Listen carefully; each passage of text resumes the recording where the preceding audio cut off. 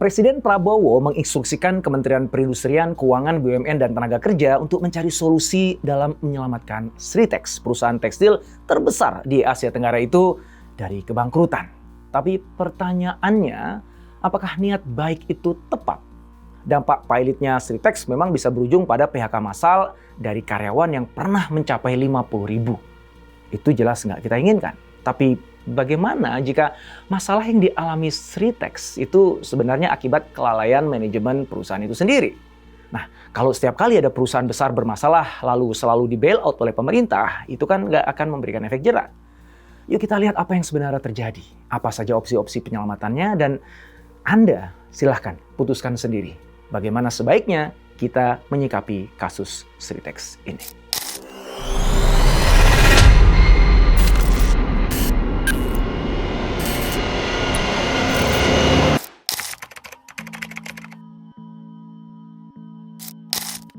Sejak tahun 2021, Sritex sudah merugi 1,08 miliar US dollar atau sekitar 15,66 triliun rupiah. Penjualan Sritex jatuh hingga 33,93%. Padahal beban produksi dan operasional terus meningkat. Kondisi jadi semakin buruk sewaktu Bursa Efek Indonesia mensuspend saham Sritex karena kondisi keuangan yang semakin memburuk dan adanya ancaman delisting. Bisnis Sritex terus dilingkupi awan gelap yang berujung pada gugatan pilot di tahun 2022. Untungnya, waktu itu Sritex bisa berdamai dengan para krediturnya melalui proses PKPU. Dengan kesepakatan itu, Sritex mempunyai kesempatan untuk merestrukturisasi utang sebesar 20 triliun rupiah. Malangnya, Sritex tetap kesulitan memenuhi kewajiban pembayaran yang telah disepakati. Hingga pada tahun 2023, jumlah liabilitas perusahaan membengkak sampai 1,6 miliar US dollar atau 24,4 triliun rupiah. Itu membuat ekuitas Sritex berada di posisi negatif.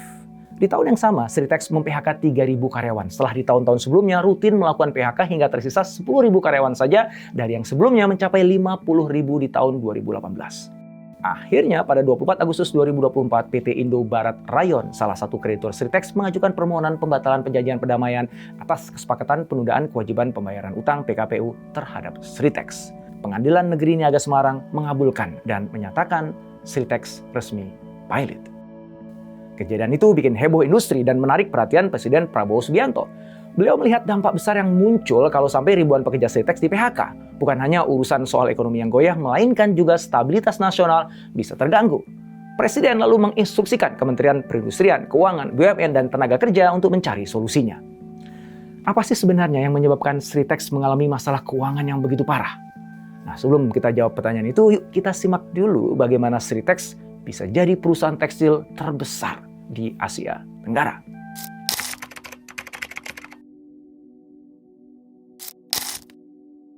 Sejak kecil, jalan hidup HM Lukminto sudah penuh lika-liku. Pria turunan Tionghoa kelahiran Kertosono Nganjuk pada tanggal 1 Juni 1946 itu pernah putus sekolah. Waktu itu dia baru duduk di kelas 2 SMA Chonghua Chonghui. Ada masalah budaya di zaman itu yang membuat Lukminto terpaksa berhenti sekolah. Namun kegagalan itu tidak membuat Lukminto patah arang. Dia langsung bergerak mengikuti jejak kakaknya Emilia, berjualan di Pasar Klewer Solo. Di umur 20 tahun, Lukminto sudah merintis bisnis tekstil. Berbekal uang 100.000 pemberian orang tuanya, dia membeli kain belacu di Semarang dan Bandung. Kemudian dijual di Pasar Klewer dan Pasar Kliwon. Atau dijajakan ke pabrik-pabrik batik rumahan. Kerja keras dan ketekunannya membuat Lukminto mampu membeli 2 kios di Pasar Klewer. Dan di tahun 1972, berhasil mendirikan pabrik tekstil di Semanggi, Solo. Dari situ bisnisnya terus berkembang. Hingga di tahun 1982, Lukminto mendirikan PT Sri Rejeki Isman atau PT Sritex dengan pabrik seluas 10 hektar di Desa Jetis, Sukoharjo. Pada tanggal 3 Maret 1992, pabrik Sritex diresmikan Presiden Soeharto. Sejak itulah Sritex diminta memasok seragam militer, seragam instansi pemerintah, termasuk seragam batik Korpri dan Golkar. Itu membuat Sritex moncer di zaman Orde Baru. Mereka kokoh dan mendominasi industri tekstil dalam negeri. Lukminto kemudian mengincar pasar global, terutama Eropa.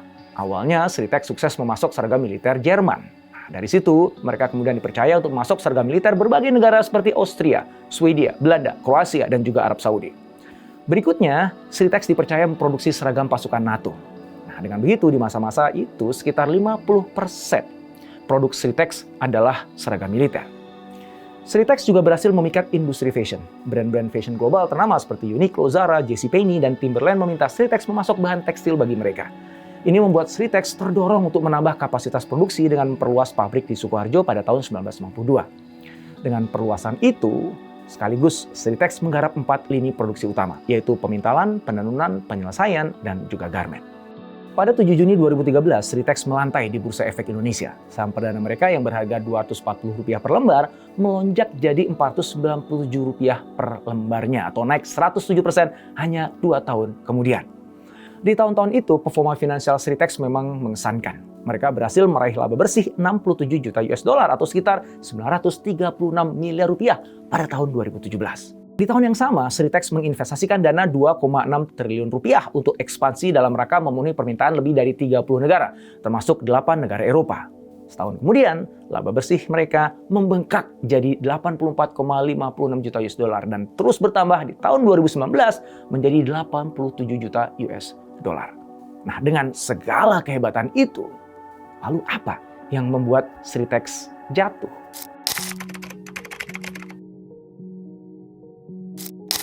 Bisnis Sritex mulai tertekan saat pandemi COVID-19 dimulai di tahun 2020. Meskipun masih mampu meraup laba 85,32 juta US dollar, rantai pasokan global yang terganggu akibat global lockdown langsung menghantam Sritex. Apalagi permintaan pasar dalam negeri maupun luar negeri juga menurun secara drastis. Iwan Kurniawan Lukminto, Direktur Utama Sritex, mengatakan bahwa penurunan permintaan produk mereka terjadi akibat berubahnya gaya hidup masyarakat.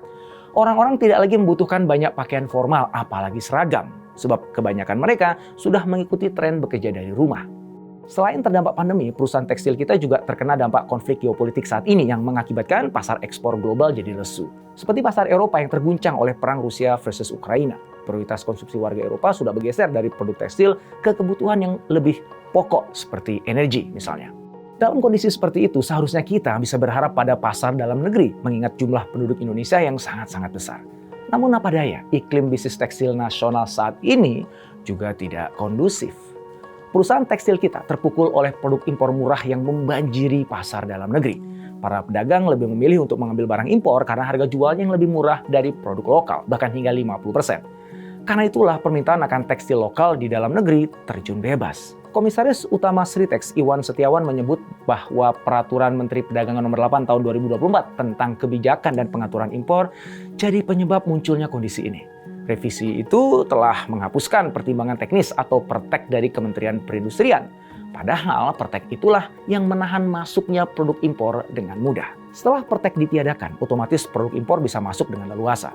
Industri tekstil dan produk tekstil dalam negeri satu persatu pun mulai memangkas, bahkan menghentikan sebagian atau seluruh unit produksinya. CNBC Indonesia melaporkan bahwa hingga November 2024 ini sudah ada 30 perusahaan tekstil yang bangkrut. Memang kondisi pasar tekstil saat ini baik di dalam negeri maupun global membuat para pelaku industri tekstil jadi tertekan. Tapi apakah masalahnya memang sepenuhnya datang dari luar perusahaan?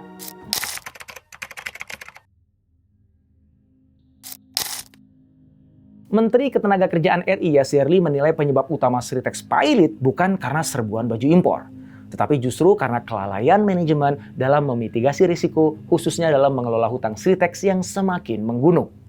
Saat melakukan rapat kerja dengan Komisi 9 DPR RI pada 30 Oktober 2024, Yasir Lee mengatakan, kalau saya membacanya adalah ini kelalaian pihak manajemen dalam memitigasi risiko.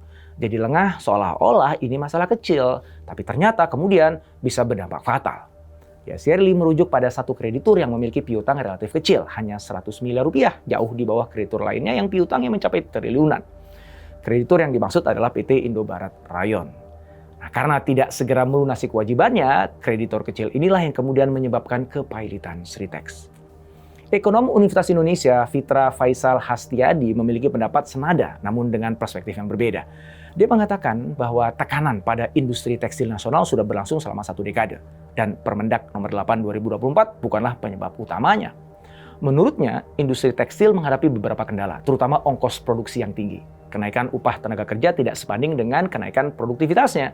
Itu membuat biaya tenaga kerja jadi beban yang signifikan bagi para pelaku industri. Selain itu, Fitra mengatakan bahwa sulitnya akses bahan baku menjadi kendala tersendiri. banyak pelaku usaha terhambat dalam mendapatkan bahan baku murah akibat regulasi impor yang ketat yang membatasi bahan baku luar negeri. Ini membuat harga produk tekstil sulit bersaing di pasar karena biaya produksi yang tinggi sehingga mengurangi daya saing produk tekstil nasional di tingkat global. Di bawah bayang-bayang kehancuran, Sritex saat ini tetap beroperasi seperti biasa. Bedanya sekarang mereka memakai pita hitam. Mulai dari jajaran manajemen, pegawai di pabrik, sampai satpam, dan para sopir kompak memakai pita hitam bertuliskan "Selamatkan Sritex". Pita itu juga dipakai para pedagang yang berjualan di depan pabrik. Selain itu, mereka juga datang ke Mahkamah Agung mengajukan kasasi. Upaya ini mendapat dukungan Presiden Konfederasi Serikat Pekerja Indonesia (KSPI), Said Iqbal. Dia mendesak MA mengabulkan kasasi tersebut. Said mengatakan kalau kasasi tersebut dikabulkan, maka status pilot Sritex jadi batal. Saat ini pemerintah terus memonitor kondisi Sritex. Bea Cukai sudah memastikan aktivitas impor dan ekspor Sritex bisa tetap berjalan. Menurut Airlangga, kebijakan seperti itu pernah diterapkan di kawasan berikat di Jawa Barat. Sementara itu, Menteri Ketenagakerjaan Yasir Lee menegaskan bahwa pemerintah berkomitmen untuk mencegah PHK dan menjaga agar industri tekstil tetap bisa berproduksi. Muncul usul agar pemerintah memberikan pinjaman supaya Sritex bisa melunasi utang dan melanjutkan operasionalnya.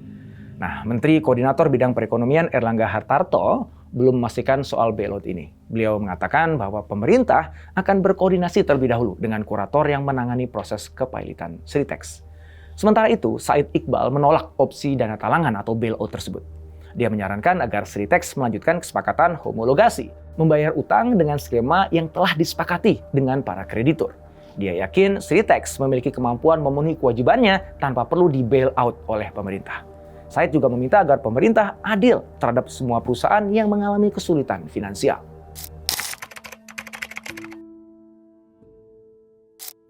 Kasus Sritex ini jadi pengingat penting bagi seluruh pelaku industri tekstil bahwa besarnya skala bisnis saja tidak cukup untuk menjamin keberlangsungan usaha.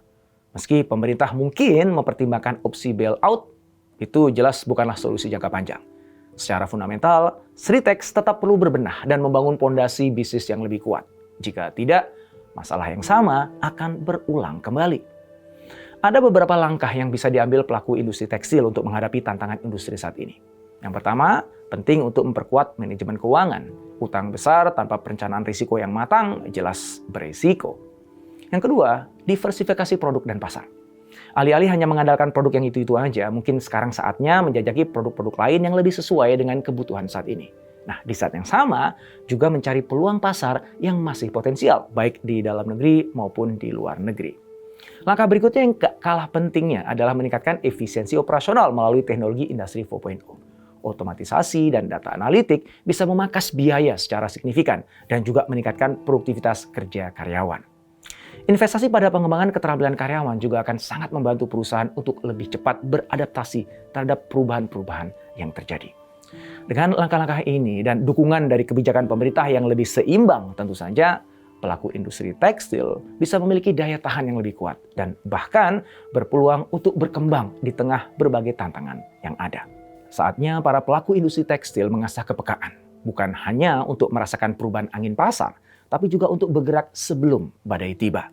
Pasar selalu berbisik, memberi tanda, dan tugas kita adalah mendengar dengan hati terbuka dan pikiran yang tajam. Jangan tunggu sampai kondisi memaksa. Mulailah membaca arah perubahan, sesuaikan langkah, dan jadikan inovasi sebagai napas setiap keputusan. Jadilah kapal yang siap berlayar di segala cuaca, yang berani menyesuaikan arah layar tanpa ragu. Inilah panggilan kita. Berani bertransformasi agar tidak hanya bertahan, tapi juga menaklukkan setiap gelombang yang datang.